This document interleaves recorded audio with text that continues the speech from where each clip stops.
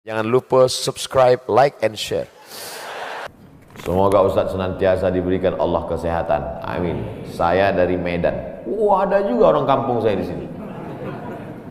Bagaimana cara bakti seorang anak? Cara membahagiakan orang tua berjarak jauh dengan kita, sedangkan bertemu dekat bersama orang tua mungkin hanya 1 tahun sekali, Idul Fitri saja, karena harus bekerja di PT Antam Tbk Sulawesi Tenggara. Ada sesuatu yang tak bisa kita bayar dengan uang. Tak bisa dibayar dengan uang. Yang bisa merasakan ini orang yang orang tuanya sudah meninggal. Yang masih hidup tak bisa. Lam ya'rif man lam yadhuq. Yang tak pernah merasakannya tak bisa menceritakannya. Karena tak bisa dirasakan. Setelah orang tua itu tak ada, barulah kita rasa dunia ini hampa, tak ada gunanya. Duit itu tak ada gunanya, mobil itu tak ada gunanya, rumah itu tak ada gunanya, apapun tak ada gunanya. Waktu dapat saya gelar doktor dari Sudan, pulang saya ke rumah, tak ada gunanya. Tak bisa lagi diceritakan. Dulu apapun yang dapat diceritakan, mak, aku dapat sorban dari mak, aku dapat peci. Setelah pulang tak ada.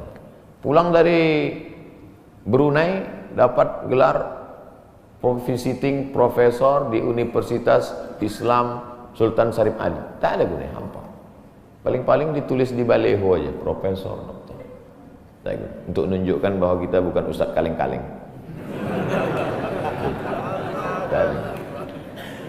Nanti setelah dia tidak ada, barulah kau cari mana kain yang pernah dia pakai dulu, mana sajadah yang dulu dia pakai waktu sholat, di mana dia dulu sering duduk. Bekas tempat duduknya aja pun bisa menghilangkan rindu. Bekas tempat duduk. Tempat dia duduk dulu, tempat dia duduk makan kacang sambil minum teh. Duduk kau di situ bisa menghilangkan rindu. Quran yang dia baca dulu lengkap dengan rehalnya. Bangun kau tengah malam, kau bentang sajadah, duduk kau di situ, kau buka Quran yang dia baca dulu, hilang rindu. Tapi setelah dia tak ada, makanya mumpung dia masih ada, ciumlah tangannya, peluklah badannya, ciumlah keningnya. Kalau kau ada duit, kirimlah. Tak bisa, karena cari makan jauh Pak Ustaz. Mesti terbang dari Sumatera sampai kemari. Apa boleh buat? Memang begitu kondisi ekonomi kita sekarang. Allah tidak marah. Tapi kalau kau mampu, kirimlah. Siapa orang yang kira-kira bisa digaji, dibayar untuk memasakkan dia di rumah? Berkirimlah. Karena sampai masanya nanti duit yang banyak itu tidak ada gunanya. Sebanyak apapun kau simpan tak ada rasanya lagi. Hampa tak ada gunanya. Maka mumpung dia masih ada. Idul Fitri paksa-paksakanlah pulang. Mahal tiket pesawat, tabunglah. Teleponlah. Masih ada dia menyambut teleponmu, berikan HP yang kira-kira lama dia pakai, tinggalkan, mak, ini chargernya, ini handphonenya, ini baterainya, persiapan kalau rusak, pasangkan di sini. Nanti kalau aku telepon, sampai masanya nanti handphonenya berbunyi tapi tak ada yang mengangkat. Selagi dia masih ada, senangkanlah hatinya. Kirimkanlah kain. Kain itu tidak akan dia pakai, tapi insya Allah menyenangkan hati dia. Ketika hatinya lapang, lapang rezeki. Ketika hatinya senang, senang hidup. Tapi kalau sudah hatinya sempit, meleleh air matanya rindu karena tak pernah kau telepon, disitulah awal azab Allah datang. Kau akan berenang dalam kesengsaraan. Mudah-mudahan Allah mengampuni dosa kita semua. Dosa ibu bapa. Ala hazihi niyah al-Fatihah. A'udzubillahi minasyaitonir rajim. Bismillah. Alhamdulillah rabbil alamin. Ar-Rahmanir Rahim. Maliki yaumiddin. Iyyaka na'budu wa iyyaka nasta'in. Ihdinas siratal mustaqim. Shiratal ladzina an'amta 'alaihim ghairil maghdubi 'alaihim waladdallin. Amin. Pak Ustadz minta tolong doakan ibu saya, sudah lama sakit. Nanti kita doakan di akhir majelis, bukan cuma ibu bapak, ibu-ibu semua kita doakan. Bagaimana niatnya doanya? Bagaimana niatnya doanya mandi tobat? Nawaitu, aku berniat ghuslat taubat, mandi taubat. Saya nggak bisa bahasa Arab Pak Ustaz, bahasa Indonesia, bahasa Makassar, bahasa Jawa, bahasa Batak, bahasa Mandailing, bahasa Aceh. Saya niat mandi taubat karena Allah Ta'ala. Bagaimana cara mandinya Pak Ustaz? Seperti mandi wajib, basah dari ujung rambut sampai ke ujung kaki. Di mana mandinya Pak Ustaz? Di laut bisa. Kolaka ini 30% saja daratan Pak Ustaz, yang 70 adalah lautan. Nah, mandi di laut. Apalagi kalau sampai ke tengah laut, bukan cuma dosanya hilang, orangnya hilang sekali. Mandi taubat. Setelah mandi taubat, salat sunat taubat. Usolli sunnatat taubat raka'ataini lillahi ta'ala. Ayatnya bebas. Ayat apa yang paling panjang? Hafal kau amma yatasaalun? Tidak. Wadduha? Tidak. Kulhu? Hafal, baca kulhu. Di sujud terakhir banyak berdoa. Berapa kali sholat sunat taubat sehari? Sebanyak-banyaknya. Kami dulu dipesankan guru kami, pagi sholat sunat taubat, siang sholat sunat taubat, petang sholat sunat taubat, sebanyak-banyaknya sholat sunat taubat, sholat sunat taubat, sholat sunat taubat, sholat sunat taubat. Usolli sunatat taubat raka'atain lillahi ta'ala. Ma min muslimin yudhnibu dzamban, ada orang yang silap salah berbuat dosa. Summa yatatahhar, bersuci, berwudu, mandi taubat. Summa yusalli raka'ataini, salat sunat 2 rakaat. Summa yastaghfirullah, minta ampun kepada Allah. Illa ghafarallahu lah, Allah mengampunkan dosa-dosanya. Apa hukumnya suami menyembunyikan uang dari istri?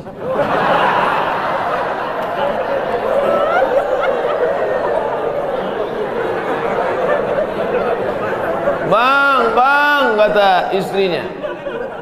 Bang, ini duit apa bang? Duit sial.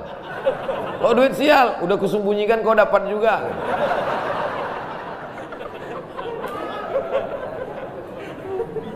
Bapak menikah sama ibu, ibu menikah sama bapak. Apakah hartanya jadi satu atau harta masing-masing?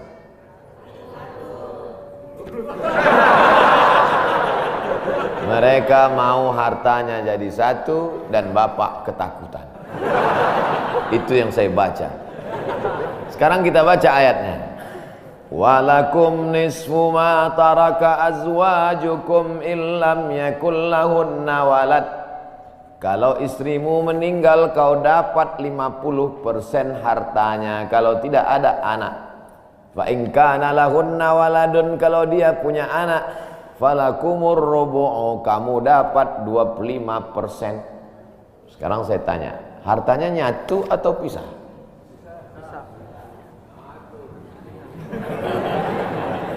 Memang kalau belum sarapan susah nangkap. Saya ulang sekali lagi. Walakum nisfu ma taraka azwajukum. Hai para suami, kamu dapat setengah harta istrimu kalau tidak ada anak.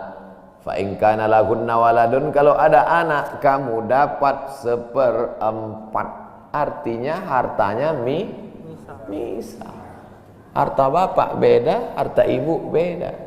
Ibu kerja, punya kebun, punya tanah, punya speedboat, itu harta dia.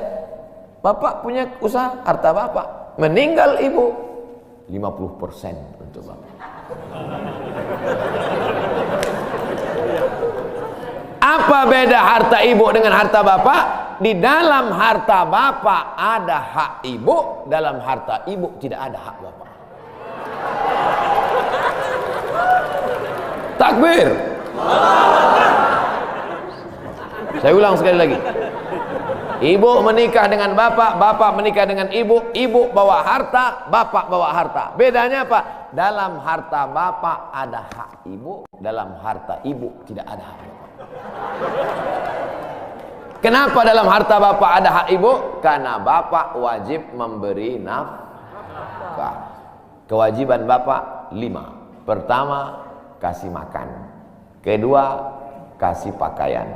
Ketiga, kasih tempat tinggal. Keempat, kasih pendidikan. Kelima, kasih perhatian. Lebih dari yang ini, itu bukan milik mereka lagi. Jelas? Ini ada sekarang suami setelah menikah, pas dilihat surat apa semua, tak ada punya dia. Semua atas nama istrinya. Ini orang kalau meninggal ini tidak kena azab kubur. Karena di dunia sudah terlalu azab dengan istrinya. Dari yang saya sampaikan ini jelas tentang pembagian batasan-batasan harta, jelas? Jelas. Jadi tidak serta-merta setelah menikah, jangan mau anak perempuan kita ditipu laki-laki. Istriku, mana surat mobilmu, mana surat tanahmu, tadi kita sudah akad nikah, semua hartamu, milikku, surgamu di bawah tapak kakiku. Oh, tidak begitu. Makanya laki-laki harus ngerti, perempuan juga harus paham. Kalau tidak, sedang main bola aja ada aturannya, statuta. Kalau tidak akan hancur. Tapi insya Allah jelas. Memberi hutang kepada orang minjam tapi berkali-kali nggak pernah bayar. Apakah kita termasuk orang yang menzolimi dengan tidak mendidik orang tersebut menjadi mandiri? Karena sepertinya tak pernah mandiri dan tidak berniat untuk melunasi. Ayat yang paling panjang dalam Al-Quran, surat Al-Baqarah 282, satu lembar. Bukan tentang puasa, bukan tentang sholat, bukan tentang baca Quran, bukan tentang zikir, tapi ayat yang paling panjang tentang bayar hutang. Sholatnya banyak, puasanya banyak, zikirnya banyak, baca Qurannya khatam, tapi kalau bayar utang tak dibayar, di akhirat kau akan cari dia. Oleh sebab itu ada orang mati syahid. Oh, mati syahid. Orang mati syahid nggak merasakan sakratul maut. Orang mati syahid nggak merasakan azab kubur. Orang mati syahid tidak merasakan hisab. Orang mati syahid langsung masuk surga. Ilat dain, kecuali hutang. Makanya kalau ada orang menagih hutang, itu dia bukan pelit. Dia sedang menyelamatkan saudaranya dari makan haram. Makanya datang ke rumah dia. Habis pengajian nih, langsung datang. Assalamualaikum, waalaikumsalam. Kau mau menagih ya? Aku bukan mau menagih, tapi menyelamatkanmu, anak cucumu, istrimu, tetanggamu dari makan haram. Ya ayyuhalladzina amanu, hai orang-orang yang beriman, hai orang yang percaya bahwa setelah mati dia akan hidup lagi menghadap Allah. Idza tadayantum bidainin, kalau kau menjalin transaksi hutang piutang, ila ajalim musamma, sampai ke batas waktu tertentu, faktubuh, tulis, saya pinjam kepada kamu 500.000, akan saya bayar pada bulan Mei. Tahunnya jelas. Banyak juga bulan Mei, maybe yes, maybe no. Bulan berapa? Bulan Mei tahun 2020. Oke. Sekarang bulan Maret, April, 1 Mei 2020 datang tagih. Kapan kau bayar? Mohon maaf aku nggak bisa, istriku baru meninggal, anakku pun sakit. Itu jangan kau cerita panjang lebar, tak tahan air mataku mau menetes.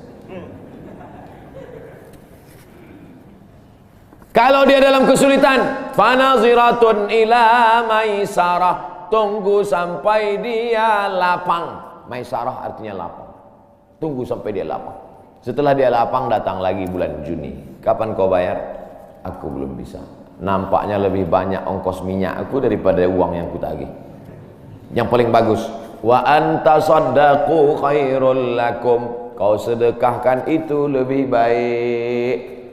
Karena aku pun makin datang makin kumat darah tinggiku, kolesterolku pun makin naik. Jadi untuk yang 500.000 itu ku sedekahkan aja, ambil. Tapi yang menghafal ayat ini yang ngasih pinjaman, bukan yang minjam. Sekarang banyak salah hafal, yang minjam pula yang hafal. Begitu kita tagih, kapan kau bayar? Wa anta saddaqu khairul lakum, kau sedekahkan itu lebih baik. Itu ayat aku. Ayat kau 8282. Banyak sekarang orang salah hafal ayat. Jadi dalam Islam hutang piutang adalah ajaran tolong menolong, tertulis dalam Quran. Namanya fikih muamalah. Ada fikih ibadah, sholat, zakat, puasa. Ada fikih jihad, jihad fisabilillah. Ada namanya fikih muamalat. Hutang piutang, gadai menggadai, pinjam meminjam, murabahah, mudharabah, bagi hasil. Maka hutang piutang ini cara tolong menolong, jangan sampai dihilangkan. Tapi kalau tidak mendidik, maka Islam bukan agama yang memanjakan orang. Ada anak yang kurang ajar kepada orang tuanya. Bagaimana caranya berbakti kepada orang tua yang telah wafat? Apakah anak ini masih dapat ampunan Allah Subhanahu wa taala? Datanglah seorang bapak mengadu kepada Umar bin Khattab. Assalamualaikum Khalifah Amirul Mukminin Umar bin Khattab. Waalaikumsalam. Ini anak saya kurang ajar, tolong dihajar dulu. Kata Umar bin Khattab orangnya bijaksana. Dia tidak mau main pukul, dia tanya dulu, kenapa kau kurang ajar pada bapakmu? Hai Umar bin Khattab, kata anaknya, ya, apakah seorang anak itu punya hak terhadap bapaknya? Ya. Apa hak anak? Mencarikan ibunya yang solihah, memberikan nama yang baik, memberikan makanan yang halal. Itu hak anak. Kata anaknya, ibuku tidak baik, makanku tidak halal, namaku pun tak baik. Apa kata Nabi kepada bapaknya? Apa kata Umar kepada bapaknya? Laqad aqaqtahu qabla an ya'aqqa alaik. Sebelum anakmu durhaka kepadamu, kau sudah durhaka duluan kepada anakmu. Jadi kalau begitu, ada anak durhaka, ada bapak Ini jangan sampai anak bapak tahu. Nanti dia pulang, anak durhaka kok. Dia senyum, kau bapak durhaka. Ibunya tak baik, namanya tak baik, makannya tak baik. Kasih dia nama yang baik, kasih dia makan yang halal. Kadang-kadang kenapa otaknya tak lurus? Karena makannya tak halal. Dikasih dia makan rishwah, makan sogok, makan haram. Kenapa kau kasih makan haram? Gimana lah Pak Ustadz, yang haramnya aja pun payah. Astagfirullah. Allah sediakan alam semesta begitu banyak yang halal. Kenapa kau kasih dia makan haram? Jangan pernah kasih anak makan haram. Pesan kakek saya, datuk saya, kalau bahasa kampungnya grandfather. Cucuku 40 orang, yang satu ini jangan sekolah umum. Maksudnya saya tak dikasih sekolah umum, maka saya tak pernah sekolah umum. Sekolah ibtidaiyah, sanawiyah, aliyah, al-azhar, Maroko, Sudan. Tak pernah sekolah umum. Cucuku yang ini jangan sekolah umum, jangan kasih makan haram, nanti otaknya gelap. Cucuku yang ini jangan kalian kasih makan haram, nanti otaknya gelap. Pesan itu disampaikan almarhumah mak saya ke saya. Kau pun nanti anak kau jangan kau kasih makan haram, nanti otaknya gelap. Kalau sudah otak gelap, tak bisa membedakan mana tiang, mana orang, sifatnya kembali kita. Nah, jangan sampai anak kita durhaka gara-gara kita bapak yang durhaka. Kalau anak sudah durhaka, meninggal orang tuanya, setelah itu dia bertobat, bagaimana cara minta ampunnya? Maka dia bersedekah. Mana dalilnya? Seorang sahabat datang menjumpai Nabi. Ummi matat, ibu saya sudah meninggal. Afa atasaddaqu anha? Kalau saya bersedekah, apakah pahalanya sampai kepada almarhumah ibu saya? Kata Nabi, tasaddaq, bersedekahlah, sedekahmu sampai. Maka wahai anak-anak durhaka yang sudah mati ibu dan bapakmu, maka datang kau habis pengajian ini langsung ke tempat anak yatim, panti jompo, sekolah-sekolah, pondok pesantren. Tanya Pak Kiai, Pak Kiai, apa yang kurang di pesantren ini? WC. Karena pesantren santrinya 1000, WC-nya 2. Bayangkan panjang antriannya. Berapa yang keluar dalam celana? Saya bangunkan WC, pahalanya mengalir untuk almarhumah. Maka pagi, petang, siang, malam mengalir pahalanya. Sedekah. Ayu sedekatu afdal? Apa sedekah yang paling afdal? Sakyul ma', memberi air minum. Sedekah yang paling afdal, kasih air minum. Saya ceramah di Banjarmasin, di depan rumah seorang pejabat. Itu ada kulkas, tapi nggak sampai beku, freezer. Setiap dipencet keluar air dingin. Gelasnya dikasih pakai rantai besi, takut dilarikan tukang ambil aluminium buat wakaf. untuk almarhumah. Nah, itu bagus kan. Saya ceramah di Malaysia, di pintu masjid itu ada kotak box.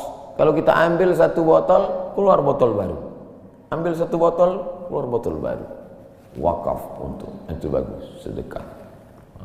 Jangan sedekah teh botol, nanti dia kena diabetes. Air putih, ini bagus, mengalir. Sedekah sumur bor, pergi ke masjid, putar keran nggak ada air, tanya pengurus masjid, Pak pengurus, ya mana sumur bor? Nggak ada, saya buatkan. Langsung bunyi. Itu berarti cash itu. Begitu cara berbakti pada orang tua dengan sodakoh. Tapi Pak Ustadz, saya jangankan sodakoh, makan saya pun Senin Kamis Pak Ustadz doa, Allahumma ighfir lahu warhamhu wa'afihi wa'fu anhu. Bangun tengah malam, Rabbi ighfirli wali walidayya warhamhuma kama rabbayani shaghira. Apa itu bid'ah? Bid'ah membuat sesuatu yang tidak dibuat oleh Nabi Muhammad SAW. Tidak ada dalilnya dari 3 aspek: qauli, fi'li, takriri. Perbuatan yang tidak ada dalilnya bid'ah. Jangan dikatakan perbuatan yang tidak dibuat Nabi bid'ah. Perbuatan yang tak ada dalilnya bid'ah. Karena kalau dikatakan yang tidak dibuat Nabi bid'ah, Nabi tidak pernah pakai peci. Tunjukkan saya mana hadis Nabi pakai peci. Berarti peci ini bid'ah.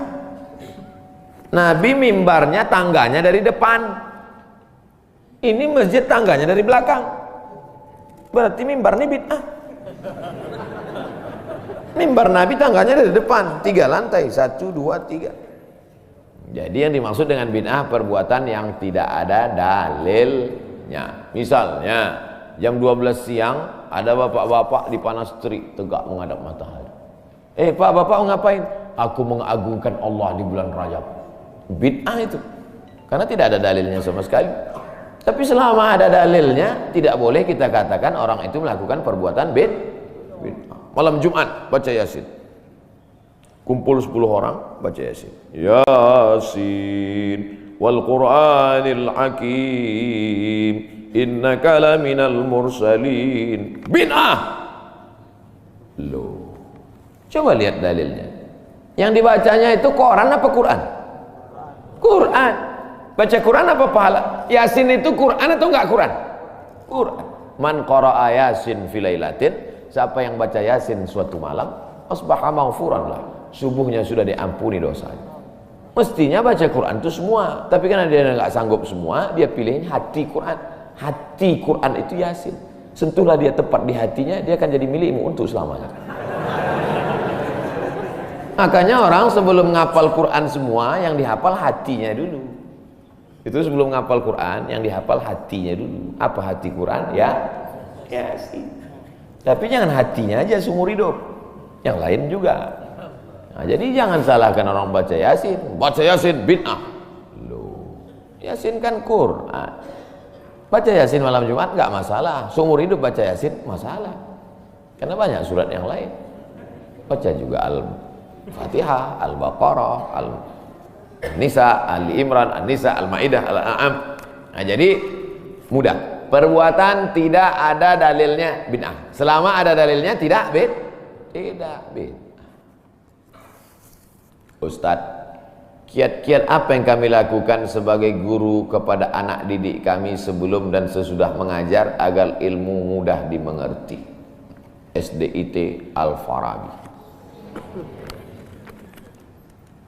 Aristoteles, Socrates, Thales, Demokritos itu adalah pemikir-pemikir dari Greek, Yunani kuno. Pada masa abad kedua datang seorang khalifah bernama Abu Ja'far Al-Mansur.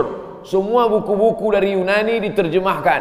Nama lembaganya Dar Al-Hikmah, Dar Rumah Hikmah Ilmu Pengetahuan. Dibuatlah Dar Al-Hikmah, Rumah Ilmu Pengetahuan. Diterjemahkanlah dari bahasa Yunani ke dalam bahasa Arab. Akhirnya orang Islam pun jadi dokter, Avicenna. Karena orang barat payah menyebut Ibnu Sina. Averroes, Ibnu Rushd. Tapi ada seorang yang bergelar the second teacher. First teacher Aristoteles. second teacher Al-Farabi. Ternyata Al-Farabi ini bukan dari Arab, tapi dari Pomalaa.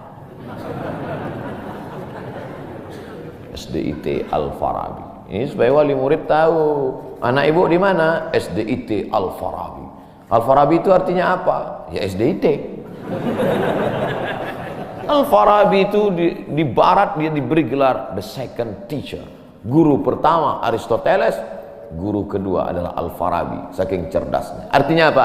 Dia tidak hanya diakui dalam Islam, tapi juga di luar Islam. Kenapa dikasih nama Al-Farabi?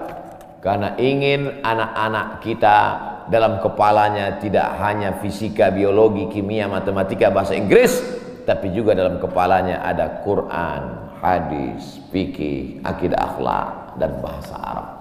Sehingga nanti dia akan menjadi ekonom, tapi ekonom yang beriman. Dia akan menjadi filosof yang bertakwa. Inilah cita-cita alumni Al-Farabi insyaallah. Amin ya rabbal alamin. Nah, yang pertama kali menjadi guru itu adalah ikhlas. Karena kalau gurunya ikhlas, cakapnya masuk ke hati. Kalau dari mulut, ke mulut juga masuknya. Tapi kalau dari hati, ke hati juga masuknya. Kira-kira yang dari saya sampaikan tadi, saya mulai tadi jam 5.15, sekarang jam 6.05, dan 50 menit saya bicara. Masuk tak ke hati Bapak Ibu? Kalau tak masuk ke hati Bapak Ibu, berarti yang ceramah itu enggak dari hati. Dari mulut ke mulut juga masuk. Jangan sampai ke mulut pun tak masuk. Nauzubillah. Yang pertama kali tulus ikhlas. Karena perbuatan yang paling tinggi amalnya adalah menjadi guru. Makanya saya lebih memilih menjadi guru. Saya sampai sekarang menjadi guru. Cuman saya tidak punya kelas. Dulu sempat jadi dosen, habis itu keluar. Kelas saya sekarang masjid, lapangan sepak bola, sama stadion, sama gedung olahraga, sport center Antam. Saya mengajar tidak lagi terbatas oleh dinding kelas. Semua tempat menjadi tempat mengajar. Guru yang pertama harus ikhlas. Yang kedua, tingkah laku perbuatannya. Guru digugu dan ditiru. Guru itu dari mulai cara minumnya aja diikut orang. Guru minumnya tangan kiri. Yang minum tangan kiri itu setan. Berarti kalau ada guru minum pakai tangan kiri, berarti guru setan. Hati-hati jadi guru. Oleh sebab itu maka guru ini luar biasa. Guru ini luar biasa Bapak Ibu. Perbuatan yang tidak putus setelah mati guru. PNS setelah mati putus. Yang kan mati, pensiun aja putus. Apalagi mati. Tapi guru. Saya dulu punya dosen. Kata dia, saya ini lulus hakim. Tapi kemudian saya tinggalkan hakim, saya pilih jadi guru. Kenapa gitu Pak dosen? Karena kalau saya jadi hakim, 1 tahun ada 10 perkara, 10 senang kepada saya, 10 benci. Yang menang senang, yang kalah benci. Tapi menjadi guru, tidak akan ada murid saya yang benci kepada saya. Betul. Guru SD saya, berapa kali kepala saya diantukkannya ke tiang. Asal pelajaran saya nggak dapat, diantukkan. Begitu reuni, saya cium tangannya. Saya nggak sakit hati, ingat aja dikit. Datang saya belikan hadiah, saya cium tangannya, meleleh air mata saya. Betul. Menjadi guru itu adalah nikmat. Maka saya pilih jadi guru. Guru nggak ada pensiunnya. Saya sampai mati saya tetap menjadi guru. Oleh sebab itu maka guru ini luar biasa. Guru pahlawan tanpa tanda jasa. Oleh sebab itu menjadi guru. Oh, tapi jangan gara-gara ini semua pegawai Antam keluar mau jadi guru. Memang ibu bukan guru, tapi ibu menjadi guru bagi anak-anak ibu. Bapak jadi guru bagi keluarga bapak. Itu kita sudah menjadi guru insya Allah. Emak saya perempuan yang biasa, dia bukan guru, dia bukan PNS, dia bukan kepala sekolah, tapi dia menjadi guru bagi kami anak-anak. Kalau kami pulang bawa main-mainan, dia tanya, mainan ini dapat dari mana? Dari jalan mak, antar ke tempat kau jumpa tadi, karena tak tahu itu punya siapa. Nanti di akhirat ini akan kau pikul menghadap Allah SWT.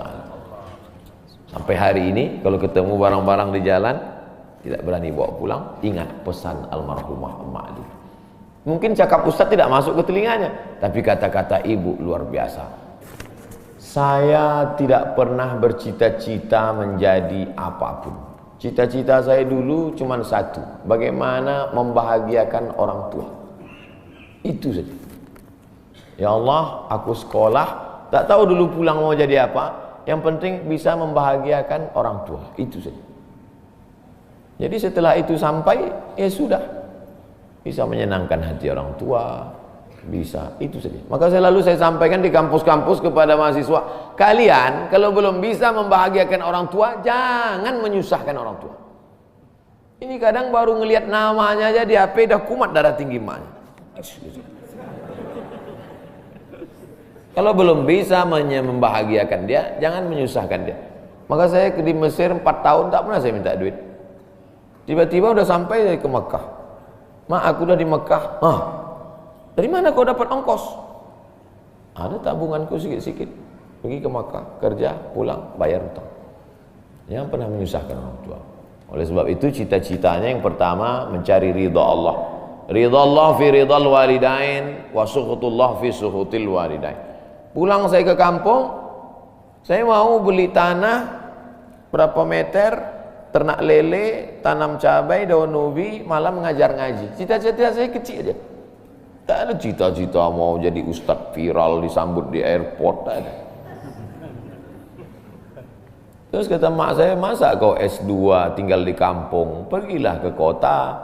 Akhirnya saya menghonor jadi dosen, siang jadi dosen, malam ceramah di masjid, direkam, diupload, khutbah diupload, like and share, akhirnya viral. Diusir beberapa kali, makin viral. Dibully, makin viral. Akhirnya yang membuli saya taubat sekarang. Ini orang makin dibully, makin viral. Udah kita diamin aja lah. Itu semua itu kerja kita atau kerja Allah?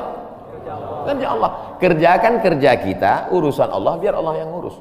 Kita hidup ini sama macam bawa pancing.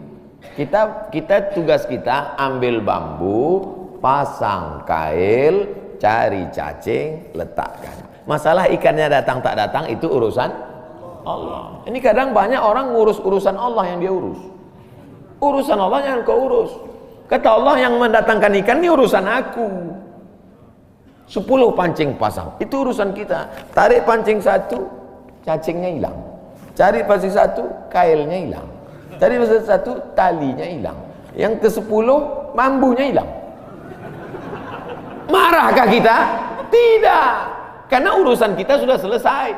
Serahkan urusan Allah. Pulang ke rumah, rupanya Allah mau kasih kita bukan ikan mentah, tapi ikan masak. Banyak orang terlalu berpikir hidup ini kau buat saja urusanmu, urusan Allah. Urusanmu berangkat dari rumah kerja, masalah hasilnya urusan Allah. Berapa banyak orang bekerja tapi tak dapat apa-apa. Betul? Kalau sudah rezeki tak kemana. Tapi jangan gara-gara ini lalu bapak enggak kerja. Dibangunkan ibu besok pagi, bang, abang enggak kerja masuk kantor. Urusan Allah. Kalau ada suami ibu seperti itu, ibu jangan marah, biarkan aja. Nanti jam 12 dia bangun, dia lapar, dia tengok, mana makanan? Ibu jawab, urusan Allah. Harus ada usaha dan ikhtiar. Pertama, niat cari ridha Allah. Kedua, senangkan orang tua. Ketiga, berusaha. Setelah itu, tawakal Allah. Hidup jangan susah. Hidup sudah susah, jangan bikin susah. Hidup sudah pahit, jangan minum kopi pahit.